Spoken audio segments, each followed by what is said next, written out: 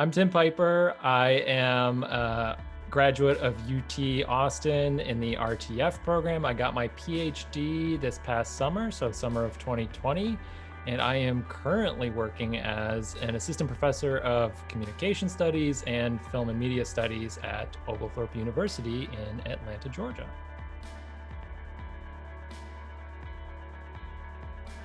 I worked as an editor on a few different journals in the RTF program.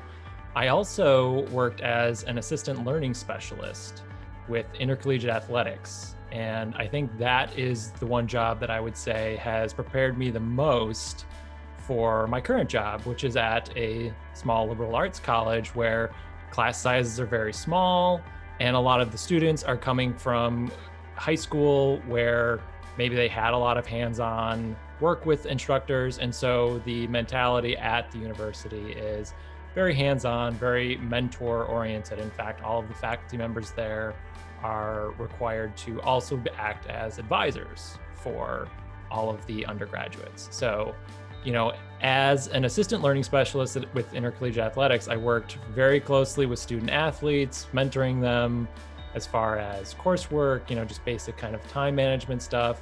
And I think I use a lot of the things that I learned as an assistant learning specialist on a daily basis.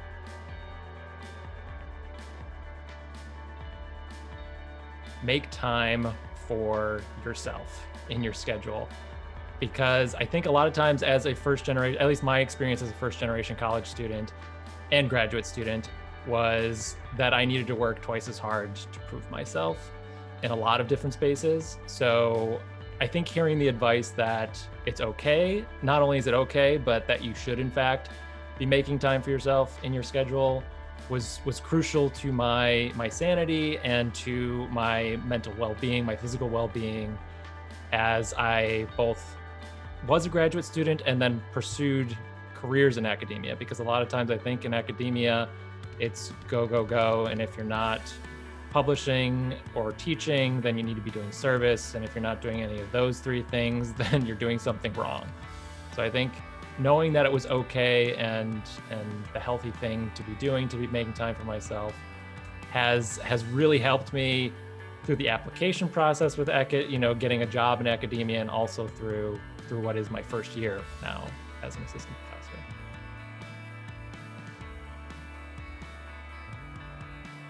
Most interesting project I'm working on right now in my current role is I'm a member of a subcommittee for what is our diversity, equity, and inclusion task force.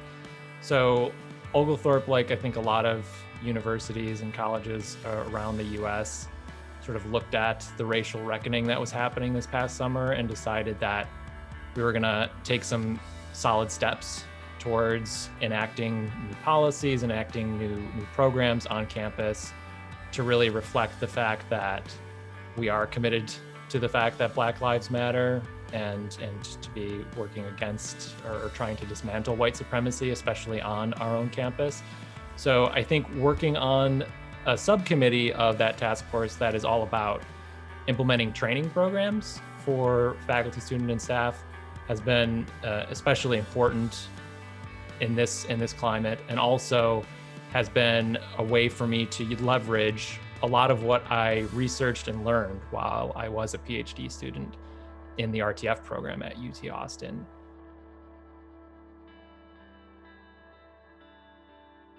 Being a first generation student really kind of shaped the way that I looked at careers, and specifically wanting to work at a liberal arts college, because I knew I wanted to work closely with students. And a lot of times I feel like at perhaps Part 1 institutions or other institutions, you're not necessarily able to work as closely with students, where the emphasis might be more on doing your own research and less so on teaching and mentoring. So being a first generation student myself, I started undergraduate not really knowing what I was going to be doing in college. And it wasn't until, I had a few really good undergraduate professors who tried to talk me through what my passions were and then helped push me in that direction, that I actually started to understand that college was a place where I could, expand my mind and also expand what it was that I was interested in. So I think I do kind of want to pay that forward as a college professor, and I want to work with students closely to help them kind of discover those things about themselves as well. You don't always have to be the hardest worker in the room. You can rely on the fact that you are where you are because somebody has faith in you, somebody has seen that you can do this, and you don't have to constantly be proving that to anyone else other than yourself, right? So I think that would be my number one advice. But I would say to first generation college students or graduate students who are going to pursue a career in academia, pursue every job. We're not in a great market right now, so don't turn away from any job. The job that I have actually was a job that I almost didn't apply for. And I absolutely love the job, and I absolutely love being here, and I love the people that I work with. So if I hadn't applied to it though, if I would have thought, well, I won't get that job because I'm not qualified for XYZ reasons, a lot of which probably stemmed from the fact that I was a first gen college student, I wouldn't be in the position that I'm in. So, apply to everything to the extent that you can.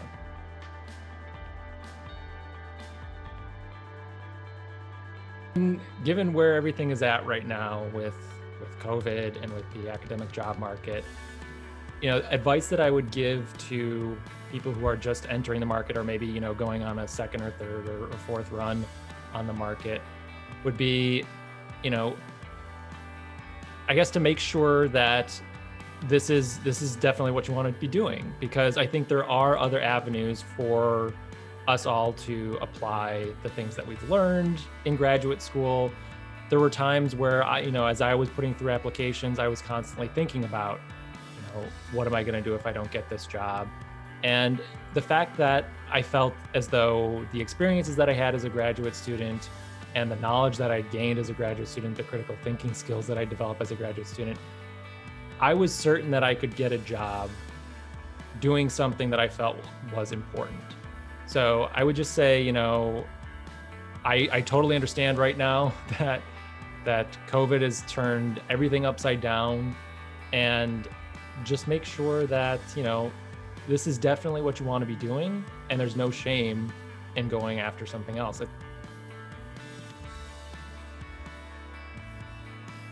It was pretty focused on just academia, and I think that was a strong self-preservation choice that I made, because I needed to be committed to the applications that I was submitting.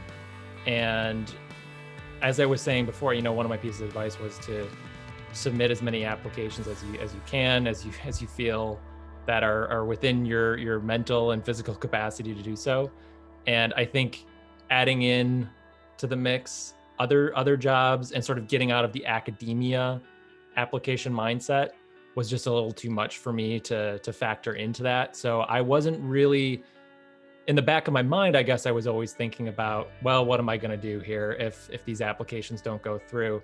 But again, self-preservation settled in, and it was just, I just kind of told myself that no, something will work out here.